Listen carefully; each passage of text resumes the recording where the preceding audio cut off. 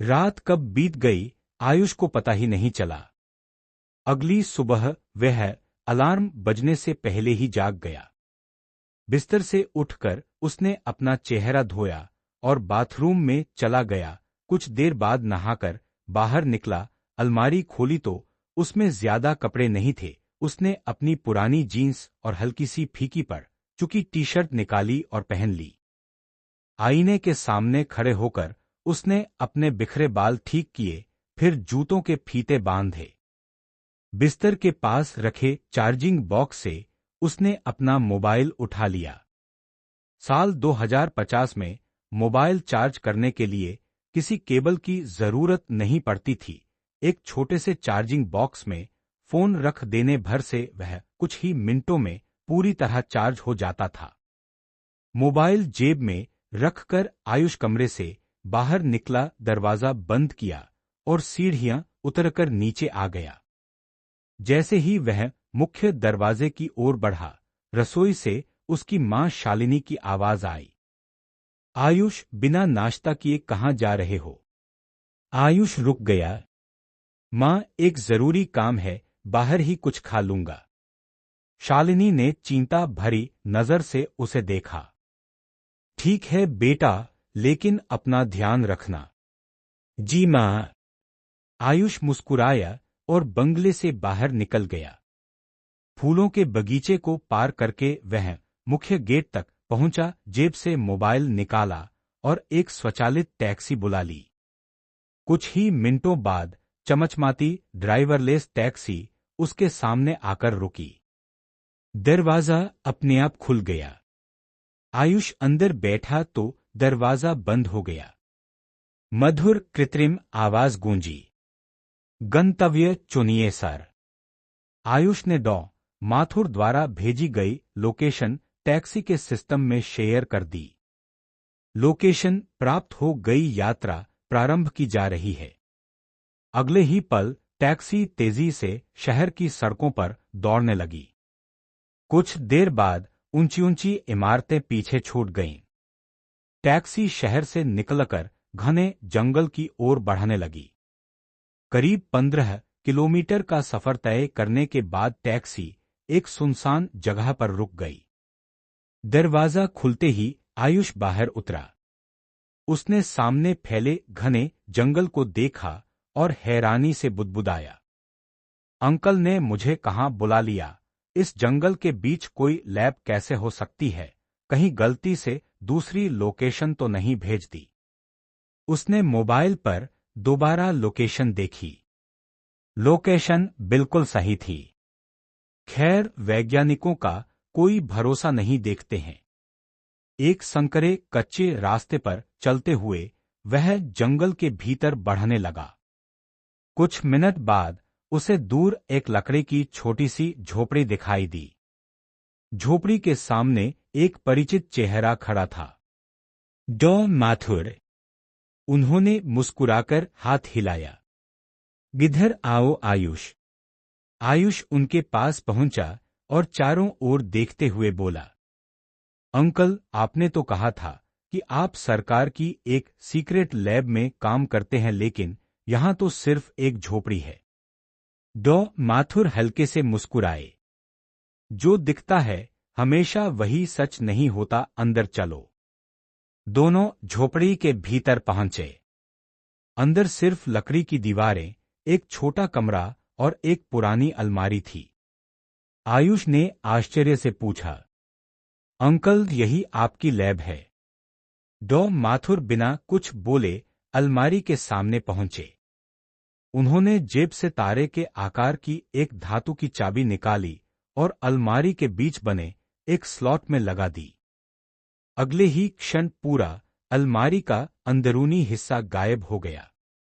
उसकी जगह एक हाईटेक कंट्रोल पैनल दिखाई देने लगा। आयुष की आंखें फैल गईं। डॉ माथुर ने कुछ कोड दर्ज किए। अचानक अलमारी के अंदर का फर्श खुल गया। अंदर आ जाओ। आयुष थोड़ा झिझका, लेकिन अंदर चला गया। डॉ माथुर भी उसके साथ खड़े हो गए। जैसे ही उन्होंने अंतिम बटन दबाया, दरवाजा बंद हो गया। पूरा प्लेटफॉर्म लिफ्ट की तरह नीचे उतरने लगा। अंकल, यह क्या है? सीक्रेट लैब ऐसी जगह जमीन के ऊपर नहीं बनाई जाती। कुछ सेकंड बाद लिफ्ट रुक गई। दरवाजा खुला और सामने का दृश्य देखकर आयुष की सांसें थम गईं। चारों ओर अत्याधुनिक मशीनें लगी थी। विशाल सुपरकंप्यूटर, रोबोटिक आर्म, पारदर्शी स्क्रीन, ऊर्जा से भरे कैप्सूल और ऐसी तकनीक जिसे उसने पहले कभी नहीं देखा था। दीवारें भी किसी अज्ञात मिश्र धातु से बनी थीं। पूरा परिसर किसी विज्ञान कथा फिल्म जैसा लग रहा था। वाह! आयुष के मुंह से बस यही शब्द निकला। डॉ माथुर मुस्कुराए। अब बताओ, किस काम से आए हो? आयुष ने गहरी सांस लेकर पिछले 3 वर्षों की पूरी कहानी बता दी। अपने पिता की मृत्यु, कंपनी का डूबना, चाचाओं का 10 करोड़ रुपये मांगना और 7 दिनों की समय सीमा। सब सुनने के बाद डॉ माथुर कुछ देर तक चुप रहे। फिर उन्होंने भारी आवाज में कहा, मुझे अफसोस है बेटा, अगर मेरे पास इतने पैसे होते तो मैं बिना सोचे तुम्हारी मदद कर देता, लेकिन यह लैब, ये मशीनें सब सरकार की संपत्ति हैं। मैं यहां सिर्फ एक वैज्ञानिक हूं। आयुष की आंखों की आखिरी उम्मीद भी टूट गई। उसने सिर झुका लिया। डॉ माथुर ने उसके कंधे पर हाथ रखा। अगर तुम्हारे पास ज्यादा समय होता तो मैं तुम्हें किसी अच्छी नौकरी पर लगवा देता, लेकिन 7 दिनों में 10 करोड़ रुपये कमाना लगभग असंभव है। कुछ पल तक दोनों खामोश रहे। तभी डॉ माथुर ने पूछा, वैसे नाश्ता किया? आयुष ने हल्की मुस्कान के साथ सिर हिलाया। नहीं अंकल, पैसों की चिंता में बिना खाए ही चला आया। तो पहले खाना खाते हैं। दोनों वापस लिफ्ट से ऊपर झोपड़ी में आ गए। डॉ माथुर ने फिर वही तारे जैसी चाबी निकाली। कंट्रोल पैनल दोबारा गायब हो गया और अलमारी पहले जैसी साधारण दिखाई देने लगी। फिर उन्होंने दीवार पर लगे एक छिपे हुए बटन को दबाया। अगले ही पल झोपड़ी का एक हिस्सा बदलने लगा। लकड़ी की दीवारें खिसक गईं और कुछ ही सेकंड में वहां एक आधुनिक रसोई बन गई। कुछ ही देर में डॉ माथुर ने गर्मागर्म नाश्ता तैयार कर लिया। उन्होंने सामने एक बटन दबाया। फर्श के भीतर से एक डाइनिंग टेबल ऊपर आ गई। आओ पहले नाश्ता कर लो। आयुष मुस्कुराया और दोनों साथ बैठकर नाश्ता करने लगे। नाश्ता समाप्त होने के बाद दोनों कुछ देर तक चुप बैठे रहे। डॉ माथुर ने गहरी सांस ली और बोले, सॉरी बेटा, मैं तुम्हारी कोई मदद नहीं कर पाया। आयुष हल्का सा मुस्कुराया। कोई बात नहीं अंकल, आपने कोशिश तो की। वह उठकर जाने ही वाला था कि डॉ माथुर अचानक कुछ सोचते हुए बुदबुदाए, अगर वह मिशन इतना खतरनाक न होता तो शायद। आयुष ने उनकी ओर देखा। अंकल, आपने कुछ कहा? डॉ माथुर तुरंत संभल गए। नहीं, कुछ नहीं, बस एक पुरानी बात याद आ गई थी। कुछ देर इधर-उधर की बातें करने के बाद आयुष वहां से चला गया। अगले 2 दिन आयुष लगातार अपने पिता के पुराने दोस्तों और बिजनेस पार्टनरों के पास मदद मांगने जाता रहा, लेकिन हर जगह उसे सिर्फ निराशा ही मिली। कोई बहाना बनाकर मना कर देता तो कोई साफ कह देता कि वह इतनी बड़ी रकम की व्यवस्था नहीं कर सकता। शाम के लगभग 2 बजे थे। आयुष एक स्वचालित टैक्सी में बैठा अपने बंगले की ओर लौट रहा था। उसने खिड़की से बाहर देखते हुए मन ही मन कहा, 2 दिन बीत गए, अब सिर्फ 5 दिन बचे हैं, आखिर 10 करोड़ रुपये आएंगे कहां से? उसी समय उसका फोन बज उठा। होलोग्राम स्क्रीन हवा में उभर आई। स्क्रीन पर नाम चमका, डॉ माथुर। आयुष ने कॉल स्वीकार कर ली। हेलो बेटा, पैसों का इंतजाम हुआ? डॉ माथुर ने पूछा।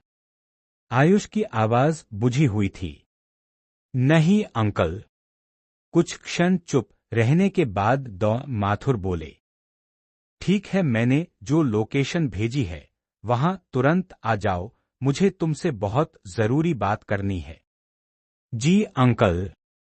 कॉल समाप्त हो गई। आयुष ने तुरंत टैक्सी के एआई सिस्टम में नई लोकेशन भेज दी। नई मंजिल प्राप्त हो गई। टैक्सी ने दिशा बदल दी। करीब आधे घंटे बाद वह फिर उसी जंगल में स्थित झोपड़ी के सामने खड़ा था।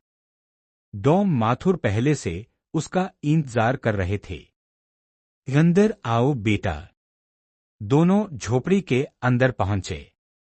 डॉ माथुर ने दीवार पर कुछ छिपे हुए बटन दबाए। लकड़ी की दीवारें खिसकने लगीं और कुछ ही सेकंड में कमरे के बीचों बीच दो आधुनिक सोफे निकल आए। बैठो। आयुष चुपचाप बैठ गया। डॉ माथुर का चेहरा पहले से कहीं ज्यादा गंभीर था। कुछ पल की चुप्पी के बाद उन्होंने कहा, आयुष, मैं तुम्हें जो बताने जा रहा हूं उसके बारे में दुनिया के बहुत कम लोग जानते हैं। आयुष भी सतर्क हो गया। क्या बात है अंकल?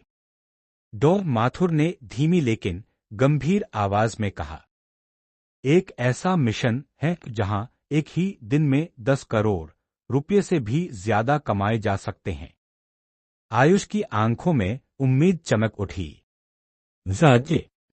हाँ, लेकिन उसकी कीमत भी उतनी ही बड़ी है। क्या मतलब? उस मिशन में हर पल मौत सामने खड़ी रहती है, वहां से जिंदा लौटने की कोई गारंटी नहीं होती। आयुष बिना एक पल सोचे बोला, अगर मैं अपने परिवार को बचा सकता हूं तो अपनी जान भी दांव पर लगाने को तैयार हूं। डॉ माथुर ने उसकी आंखों में देखा। क्या तुम सचमुच तैयार हो? हाँ। कुछ क्षण तक कमरे में सन्नाटा रहा। फिर डॉ माथुर ने कहा, यह मिशन दूसरी दुनिया में होता है। आयुष एकदम खड़ा हो गया। दूसरी दुनिया? जी अंकल, आप मजाक तो नहीं कर रहे? डॉ माथुर ने सिर हिलाया। मैं बिल्कुल मजाक नहीं कर रहा। उन्होंने आगे कहना शुरू किया। करीब 10 साल पहले सरकार एक विशेष परियोजना पर काम कर रही थी। हमारा उद्देश्य ऐसा स्पेस टाइम चैम्बर बनाना था जहां समय की गति नियंत्रित की जा सके। लेकिन प्रयोग के दौरान एक दुर्घटना हो गई और उसी दुर्घटना में दूसरे संसार का एक द्वार खुल गया। आयुष अवाक रह गया। तो क्या वहां एलियन रहते हैं? नहीं। हम जैसे इंसान?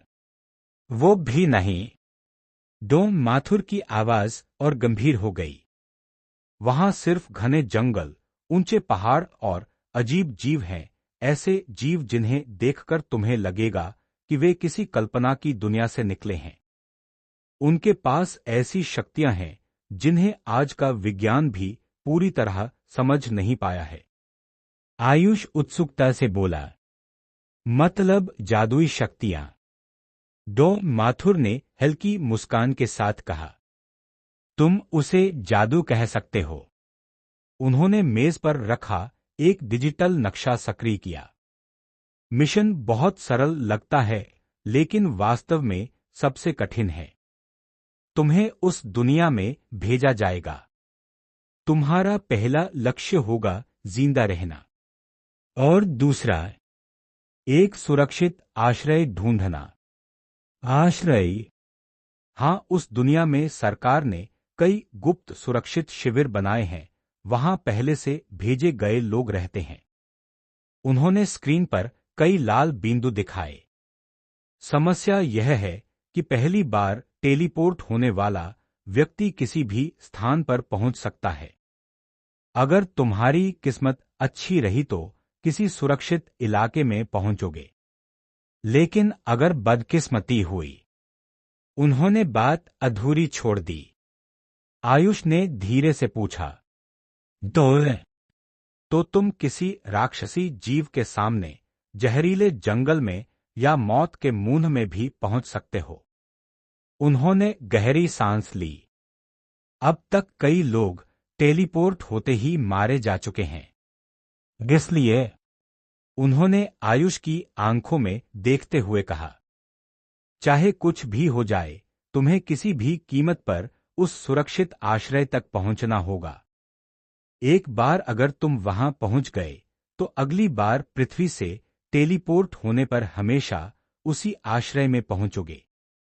लेकिन अगर आश्रय नहीं मिला, माथुर कुछ क्षण रुके, तो तुम्हारे जिंदा बचने की संभावना लगभग शून्य होगी।